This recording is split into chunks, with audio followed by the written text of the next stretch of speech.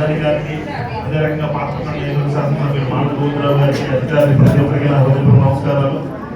ఏదైతే పవన్ కళ్యాణ్ గారు చంద్రబాబు ఈరోజు గ్రామ సభలు దాదాపు 13,326 గ్రామాల్లో ప్రతి గ్రామంలో కూడా మనం గ్రామ సభలు నిర్వహించుకుంటున్నాం.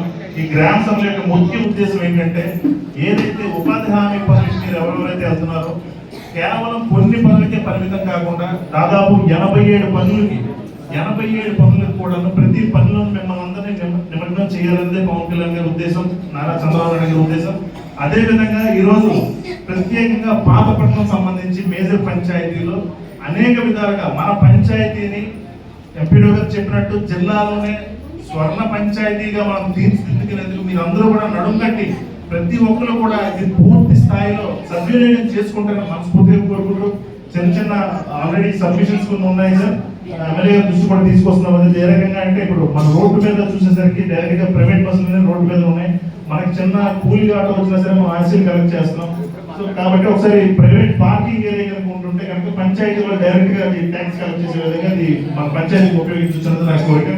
కాబట్టి ముందు ఈ ఎన్డీఏ కూటమి ప్రభుత్వంలో మన ఎమ్మెల్యే గారి ఆధ్వర్యంలో పూర్తి స్థాయిలో ఖచ్చితంగా ఈ మీకు ఉన్నటువంటి ఉపాధి హామీ పనులు ఏవైతే ఉన్నాయో వ్యవసాయ ఆధారిత కావచ్చు, లేకపోతే అట్ ద సేమ్ టైం మిగిలిన అభివృద్ధి కార్యక్రమాలు కావచ్చు, మౌలిక సదుపాయాల విషయంలో కానీ మా వైపు నుంచి పూర్తి స్థాయిలో ఖచ్చితంగా మీరు అడిగిన పని 15 రోజుల్లోనే మీకు పని ఇచ్చే విధంగా, మీకు ఇన్ టైం ఖచ్చితంగా డబ్బులు పడే విధంగా గత ప్రభుత్వంలో కాదు ఈ ఎన్డీఏ కూటమి ప్రభుత్వం.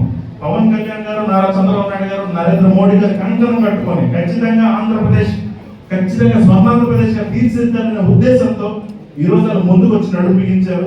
మీ కష్టం వృధా కాకుండా గత ప్రభుత్వం అనేక అవసరాలు జరిగింది, మీకు టైం పేమెంట్ వచ్చేది కాదు, మీ కష్టం వృధా అయ్యేది.